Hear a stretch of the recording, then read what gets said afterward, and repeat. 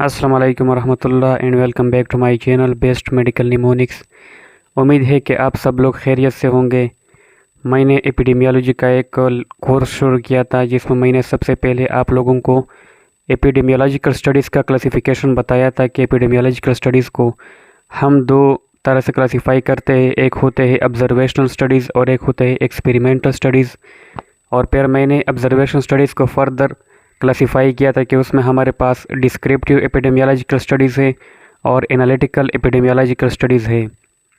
और experimental studies को फिर हमने 4 और स्टडीज़ में क्लासिफाई किया था, जिसमें हमने randomised control trial, field trial, community trial और क्लिनिकल ट्रायल पढ़े थे। तो आज हम स्टार्ट से शुरू करते हैं डिस्क्रिप्टिव एपिडेमियोलॉजी का एक लेक्चर, जिसमें हम इसके बारे में जितने भी पॉइंट्स हैं उस सब को इंशाल्लाह कवर करेंगे। और मुझे उम्मीद है कि इस वीडियो को देखने के बाद कोई भी ऐसा पॉइंट नहीं होगा जो आप लोगों को ज़रूरी होगा और मैंने कवर नहीं किया होगा। तो इसके लिए ज़रूरी है कि आप इस वीडियो को एंड तक देखें। इंशाल्लाह मैं कोशिश करूँगा कि जितने भी पॉइंट्स हैं उन सब को कवर करूँ और आप लोगों को आसान अल्फाज में समझा सकूँ। तो जिस तरह मैंने आप लोगों को बताया था कि डिस्क्रिप्टिव एपिडेमियोलॉजी, जिस तरह नाम से ज़ाहिर है कि इसमें हम सिर्फ डिस्क्रिप्शन करते हैं किसी डिज़ीज़ का, किसी डिज़ीज़ के बारे में, और कोई इंटरवेंशन वगैरह नहीं करते। सिर्फ और सिर्फ उसकी जो नेचुरल हिस्ट्री ऑफ डिज़ीज़ होती है, यानी डिज़ीज़ किस तरह प्रोग्रेस करता है आगे नेचर में, किस तरह किन किन लम्हों से वो गुज़रता है, तो हम सिर्फ उसको देखते हैं और उसको डिस्क्राइब करते हैं डिज़ीज़ को। और फिर मैंने आप लोगों को ये भी बताया था कि इसमें हम बेसिकली 3 क्वेश्चन पूछते हैं, जिसमें हो, व्हेन, वेयर, यानी किसी भी डिज़ीज़ के मुतालिक उसका टाइम डिस्ट्रीब्यूशन के वो किस ख़ास वक्त में है, उस किस वक्त में होता है, तो उसको भी हम देखते हैं। इसके अलावा प्लेस डिस्ट्रीब्यूशन के वो जो है ना किसी ख़ास जगह में सिचुएटेड है, तो उसके प्लेस डिस्ट्रीब्यूशन को भी देखते हैं। इसके अलावा पर्सन डिस्ट्रीब्यूशन के वो किन किन लोगों में होता है, तो ये हम डिज़ीज़ के बारे में ये 3 चीज़ें देखते हैं, इसके बारे में हाइपोथेसिस बनाते हैं। तो मैंने आप लोगों को ये भी बताया था कि इसका बेसिक मकसद हाइपोथेसिस होता है।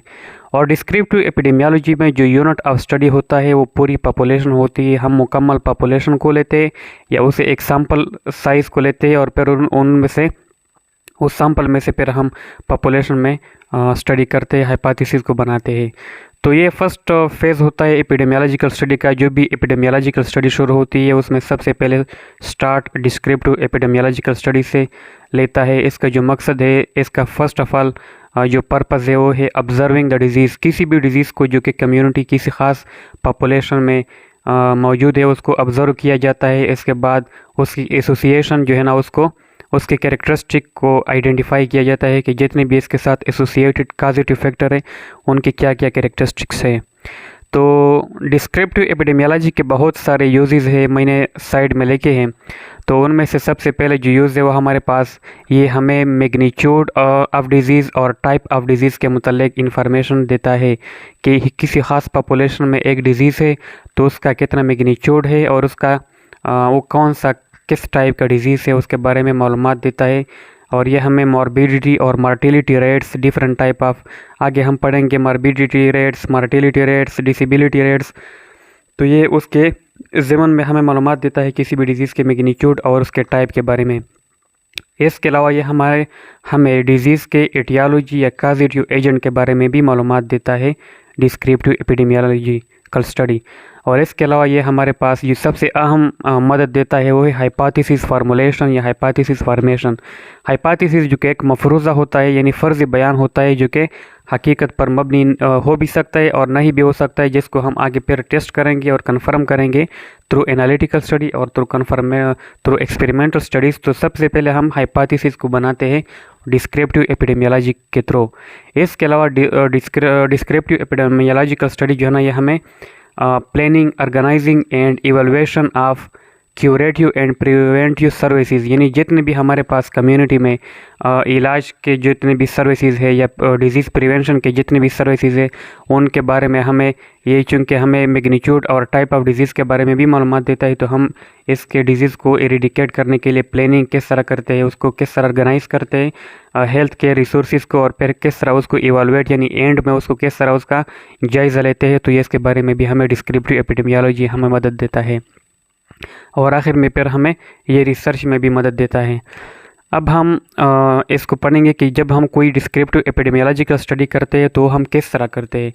तो उसके लिए अपने अपने स्टेप्स से, तो हम जो भी डिस्क्रिप्टिव एपिडेमियोलॉजिकल स्टडी करते हैं तो हम 6 स्टेप्स फॉलो करते हैं।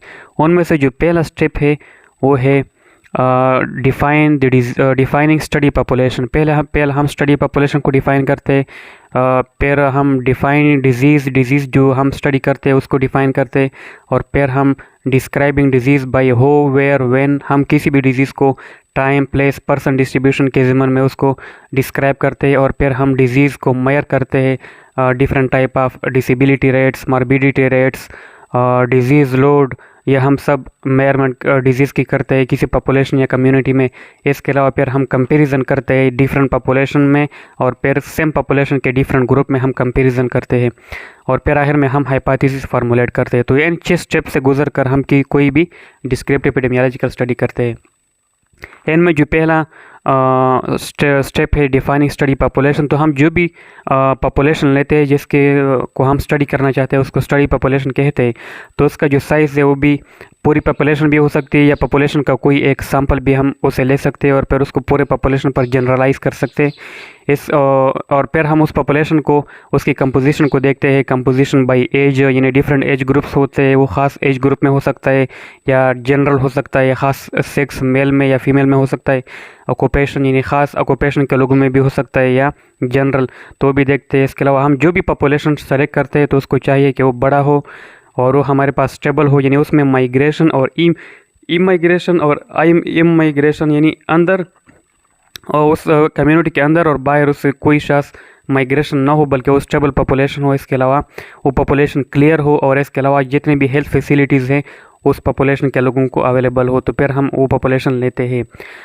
जो भी हम पॉपुलेशन डिफ़ाइन करते हैं पहले हम उस पॉपुलेशन को डिफ़ाइन करते हैं, और जो पॉपुलेशन हम डिफ़ाइन करते हैं उसको पॉपुलेशन एट रिस्क, यानी वो पॉपुलेशन जो हम ख़ास रिस्क फैक्टर को एक्सपोज करते हैं उसको पॉपुलेशन एट रिस्क कहते हैं। तो हम ये पॉपुलेशन एट रिस्क हमें जब हम आगे जाएंगे तो हम डिफरेंट रेट्स मालूम करेंगे, मोर्टेलिटी रेट्स, डिसेबिलिटी रेट्स, तो उनमें जो डिनोमिनेटर होता है वो हमें बेसिकली यहाँ पर पॉपुलेशन एट रिस्क से मिलता है, जो कि डिस्क्रिप्टिव एपिडेमियोलॉजी का एक फ़ायदा है। फिर हम डिजीज़ को डिफ़ाइन करते हैं कि डिजीज़ जो है ना वो हमारे पास क्या है, उसको डिफ़ाइन करते हैं। तो सबसे पहले हमें ये जानना चाहिए कि एक प्रैक्टिशनर या क्लिनिशियन और एपिडेमियोलॉजिस्ट में क्या फ़र्क है। क्लिनिशियन या डॉक्टर जो है ना वो किसी पेशेंट को ट्रीट करता है वो, और डॉक्टर के लिए ज़रूरी नहीं है कि जो एक डिजीज़ है उसके लिए जो ऑपरेशन डिफिनीशन है या उसका जो वैलिड डिफिनीशन है डॉक्टर को ज़रूरी आता हो, बल्कि वो अगर फ़र्ज़ करे एक डॉक्टर जो है ना वो अपने डायग्नोसिस में वो गलत डायग्नोस कर लेता है, तो फिर वो डिफरेंट टाइप ऑफ बायोकेमिस्ट्री या रेडियोलॉजिकल साइड से हेल्प लेकर अपने डायग्नोसिस को रिव्यू कर सकता है। लेकिन एपिडेमियोलॉजिस्ट जो है ना वो किसी कम्युनिटी में एक डिज़ीज़ की प्रिवेलेंस, उसकी इंसिडेंस सब कुछ स्टडी करता है। तो एपिडेमियोलॉजिस्ट के लिए ज़रूरी है कि सबसे पहले वो उनको ऑपरेशनल डिफिनीशन का पता हो, प्रॉपर वैलिड डिफिनीशन किसी भी डिज़ीज़ के बारे में, तो ज़रूरी है। तो इसके अलावा उसको चाहिए कि एक एलिजिबिलिटी क्राइटेरिया बनाए किसी भी डिज़ीज़ के बारे में, कि ये डिज़ीज़ जो है ना किन किन लोगों में अगर ये सिम्टम होंगे तो ये डिज़ीज़ होगा। तो ये एलिजिबिलिटी क्राइटेरिया भी ज़रूरी है, और ऑपरेशनल डिफिनीशन जो है ना ये भी एपिडेमियोलॉजिस्ट के लिए ज़रूरी है, क्योंकि बाज़ ऐसे न्यूरोलॉजिकल डिजीज़ होते हैं जिनमें एपेरेंट साइन एंड सिम्टम नहीं होते, तो उनके लिए एक क्राइटेरिया बनाना पड़ता है, एक ऑपरेशनल डिफिनीशन बनाना पड़ता है कि ये सिम्टम या ये इलामात जिन लोगों में होंगे तो उनको ये डिज़ीज़ होगी। तो सबसे पहले एपिडेमियोलॉजिस्ट को ये एक ऑपरेशन डिफिनीशन और एलिजिबिलिटी क्राइटेरिया बनाना पड़ता है। फिर हम डिजीज़ को डिस्क्राइब करते हैं इन टर्म ऑफ हो, वेयर, व्हेन, यानी इसको हम प्लेस, टाइम, पर्सन, डिस्ट्रीब्यूशन जो है ना इसके ज़मन में डिस्क्राइब करते हैं। फिर इसमें हम 2 टाइप ऑफ स्टडी करते हैं, एक प्रिवेलेंस स्टडी करते हैं जिसको हम क्रॉस सेक्शन स्टडी कहते हैं, और एक हम इंसिडेंस स्टडी करते हैं जिसको हम लॉन्गिट्यूडनल स्टडी भी बोलते हैं। इसके बाद फिर हम करते हैं डिजीज़ मेजरमेंट, कि डिज़ीज़ जो है ना उसका लोड कितना है, उसके mortality rate, morbidity rate, disability rate, ये सब कुछ हम मालूम करते हैं।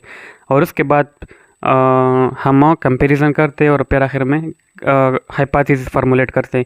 Describing of disease by place, time, person, distribution, ये हम किस तरह करते हैं, ये हम टाइम डिस्ट्रीब्यूशन के through, person distribution place distribution और डिजीज फ्लक्चुएशन, ये सब कुछ देखते हैं।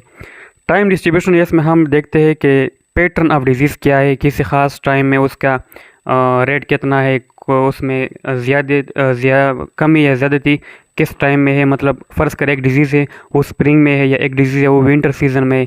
मिसाल के तौर पर जो अपर रिस्पायरेटरी इन्फेक्शन है वो हमारे पास स्प्रिंग के सीज़न में ज़्यादा होता है, तो उसका हम टाइम के साथ देखते हैं कि कोई रिलेशन है या नहीं। इसके अलावा पर्सन डिस्ट्रीब्यूशन कि हर फ़र्ज़ करें हमारे पास डिफरेंट ग्रुप्स है, डिफरेंट फ़र्ज़ करें एज कंपोजिशन के बुनियाद पर ग्रुप है, तो यह डिज़ीज़ जो है ना किसी ख़ास एज के ग्रुप के पीपल में तो नहीं होता, तो फिर हम वो देखते हैं। इसके अलावा सेक्स यानी मेल में ज़्यादा है या फीमेल में, क्योंकि डिफरेंट टाइप ऑफ जो कार्डियोवास्कुलर डिजीज़ है या डायबिटीज़ मेलाइटस है तो फीमेल में ज़्यादा होते हैं एज़ कम्पेयर टू मेल, तो हम वो भी देखते हैं। एथनिसिटी किसी ख़ास एथनिक ग्रुप के साथ उसका रिलेशन है या नहीं है। इसके अलावा marital status, different type of disease ऐसे है जो कि शादीशुदा लोगों में कम होते हैं, जैसे मोर्टेलिटी तो उसमें कम होता है, जबकि डिफरेंट ऐसी भी बीमारियां हैं जो कि शादीशुदा लोगों में ज़्यादा होते हैं। मिसाल के तौर पर हमारे पास जो सर्वाइकल कैंसर है तो वो मैरिड फीमेल में ज़्यादा होता है, एक स्टडी ने ये प्रूव किया हुआ है, तो ये हम वो भी देखते हैं। इसके अलावा ऑक्यूपेशन कि वो किस पेशे से ताल्लुक़ रखता है, तो बाज़ पेशा इस तरह है कि वो ख़ास डिजीज़ पर असरअंदाज होते हैं, क्योंकि बाज़ ऐसी डिजीज़ है जो ख़ास ऑक्यूपेशन के लोगों में होते हैं, तो हम वो भी देखते हैं। इसके अलावा सोशल क्लास के वो मिडिल क्लास से ताल्लुक़ रखता है, अपर क्लास है या लोअर क्लास है, तो बाज़ डिजीज़ भी सोशल क्लास के बुनियाद पर होते, बाज़ में होते और बाज़ में नहीं होते। बिहेवियर पे भी डिपेंड करता है, स्ट्रेस और different type of situation, stress उसके वजह से भी ख़ास डिजीज़ होते हैं, और माइग्रेशन ये भी हम देखते हैं। प्लेस डिस्ट्रीब्यूशन में हम देखते हैं कि उसका इंटरनेशनल वेरिएशन क्या है, नेशनल वेरिएशन क्या है, रूरल अर्बन डिफरेंस और लोकल डिस्ट्रीब्यूशन। यानी एक डिजीज़ है वो इंटरनेशनली कोई ज़्यादा है या किसी ख़ास मुल्क में ज़्यादा है, क्योंकि फ़र्ज़ करें जब हमारे पास कोरोना आया था तो पूरी दुनिया में फैला हुआ था, तो हम उसकी देखते हैं कि इंटरनेशनल उसका वेरिएशन क्या है उस डिज़ीज़ का, और नेशनल उसमें क्या वेरिएशन आते हैं, और उसके अलावा गांव और शहर में उसके डिफरेंस क्या है उस डिज़ीज़ के बारे में वो भी हम देखते हैं। इसके अलावा लोकल डिस्ट्रीब्यूशन उस जगह में वो हम देखते हैं प्लेस डिस्ट्रीब्यूशन में। और डिजीज़ फ्लक्चुएशन में हम देखते हैं कि short term fluctuations, periodic fluctuations और लॉन्ग टर्म फ्लक्चुएशंस डिजीज़ की कैसे है। यानी short term for a short period of time उसमें जो फ्लक्चुएशन आते हैं जिसको हम कहते हैं एपिडेमिक। एपिडेमिक का मकसद है वबा, जब किसी ऐसी पॉपुलेशन में बहुत ज़्यादा तादाद में वो डिज़ीज़ आ जाए तो उसको एपिडेमिक कहते हैं। तो epidemic short period of time में होता है, तो हम उसको स्टडी करने के लिए पहले हम कॉमन सोर्स एपिडेमिक है, प्रोपेगेटेड एपिडेमिक है और स्लो मॉडर्न एपिडेमिक है। कॉमन सोर्स एपिडेमिक जिस तरह नाम से ज़ाहिर है जिसका सोर्स कॉमन होता है, तो इसके लिए इसके फिर फर्दर दो टाइप है, सिंगल एक्सपोजर या पॉइंट सोर्स एपिडेमिक और मल्टीपल या continuous exposure epidemic. Common single exposure या पॉइंट सोर्स एपिडेमिक वो एपिडेमिक होता है जिसमें एक्सप्लोसिव एपिडेमिक होता है, बहुत शॉर्ट पीरियड ऑफ टाइम में ज़्यादा तबाही करता है। उसमें सिर्फ एक इंक्यूबेशन पीरियड के अंदर अंदर सिम्टम जो है ना वो ज़ाहिर होते हैं। फ़र्ज़ करें एक शख्स से उसको फूड पॉइजनिंग हुआ है तो उसको बहुत कम टाइम में उसको साइन सिम्टम ज़ाहिर होंगे, तो इसमें हमारे पास कोई सेकेंडरी केस वेव्स नहीं होते बल्कि primary wave further direct attack करता है, और हमारे पास यहाँ पर सिंगल एक्सपोजर या पॉइंट सोर्स एपिडेमिक करता है। इसके लिए जो हम एपिडेमियोलॉजिकल कर्व स्टडी करते हैं तो उसमें हमारे पास सिंगल पिक होता है जो कि रैपिड राइज और फिर फॉल होता है उसके केसेस में। इसके जो एग्जांपल है मशहूर एग्जांपल तो एक है भोपाल गैस ट्रेजेडी, जो इंडिया में भोपाल में एक गैस का ट्रेजेडी हुआ था, वो एक एग्जांपल है इसका सिंगल एक्सपोजर का। इसके अलावा मिनामाटा डिजीज़, जापान में जो एक मिनामाटा डिजीज़ था उसका जो एग्जांपल है वो भी हमारे पास सिंगल एक्सपोजर या पॉइंट सोर्स एपिडेमिक का एग्जांपल है। मल्टीपल या कंटिन्यूस एक्सपोजर में हमारे पास मल्टीपल इंक्यूबेशन पीरियड उसमें से गुजर जाते हैं, और फिर हम डिफरेंट इंक्यूबेशन पीरियड, यानी इसमें जो हमारे पास होता है ना वो ज़्यादा ज़्यादा एक्सपोजर होता है, कंटिन्यूस बार बार एक्सपोजर होता है, तो इस वजह से फिर एपिडेमिक होता है।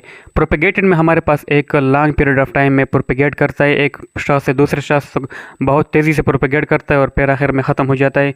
तो इसके लिए पर्सन से पर्सन को प्रोपेगेट हो सकता है, आर्थ्रोपोड वेक्टर के थ्रू प्रोपेगेट हो सकता है, एनिमल वेक्टर के थ्रू प्रोपेगेट हो सकता है। ये मोस्टली इन्फेक्शस होता है, different type of infectious agents को काज करते हैं, और ये हमारे पास ग्रेजुअल राइज एंड फॉल और a long period of time इस पैटर्न को फॉलो करता है, और फिर आखिर में स्लो एपिडेमिक जो स्लोली प्रोग्रेस होता है। मल्टीपल जो कंटिन्यूस एक्सपोजर का जो एग्जांपल है वो हमारे पास लेग्योनेयर डिजीज़ जो 1976 में यूएसए में जिसको देखा गया था, वो हमारे पास कंटिन्यूस एक्सपोजर का एग्जांपल था। इसके अलावा हम देखते हैं कि शॉर्ट टर्म तो हमने देख लिए, अब हम पेरियोडिक में देखते हैं। पेरियोडिक में हमारे पास सीजनल ट्रेंड है और साइक्लिकल ट्रेंड। सीजनल ट्रेंड का मतलब है कि कोई डिजीज़ किसी खास सीज़न में होता है। फ़र्ज़ करें, मैंने आपको एग्जांपल दिया था respiratory upper respiratory tract infection, वो हमारे पास विंटर सीजन में होता है, जबकि जो हमारे पास जीआईटी के डिफरेंट प्रॉब्लम्स है गैस्ट्रोएंटेराइटिस वगैरह, वो हमारे पास समर सीज़न में ज़्यादा होते हैं, क्योंकि गट का जो फ्लोरा है, जो बैक्टीरिया है जिसको इसको काज करते हैं, वो वार्म सीज़न में ज़्यादा प्रोलिफरेट करते हैं और ग्रोथ करते हैं। तो ये किसी खास सीज़न में भी हम देखते हैं कि कोई डिजीज़ का ट्रेंड क्या है। इसके अलावा साइक्लिकल ट्रेंड, कोई डिजीज़ जो है ना वो किसी खास साइकिल में आती है या नहीं। फ़र्ज़ करें बाज़ ऐसी डिजीज़ है जो कि पोस्ट वैक्सीनेशन एरा में हमारे पास आते हैं किसी खास साइकिल में, तो हम देखते हैं। इसके अलावा हम प्लेस डिस्ट्रीब्यूशन तो हमने देख लिया पेरियोडिक, और लॉन्ग टर्म या सेकुलर ट्रेंड में हम ये देखते हैं कि long term period of time में वो हमारे पास बड़ा हुआ है या कम हुआ है। अगर वो बड़ा हुआ है तो उसका एग्जांपल है, फ़र्ज़ करें हमारे पास डेवलप कंट्री में coronary heart disease, lung cancer और डायबिटीज़ जो है ना, ये इसकी फ्रीक्वेंसी बढ़ चुकी है, जबकि टाइफाइड, टीबी, डिफ्थेरिया, पोलियो इसकी फ्रीक्वेंसी कम हो चुकी है। तो ये हम भी देखते हैं कि लॉन्ग पीरियड ऑफ टाइम में हमारे पास उसका क्या ट्रेंड है। तो ये सारा एक शॉर्ट वीडियो थी जिसमें मैंने कोशिश की कि जितने भी पॉइंट्स हैं उन सबको कवर करूं डिस्क्रिप्टिव एपिडेमियोलॉजिकल स्टडीज़ के थ्रू।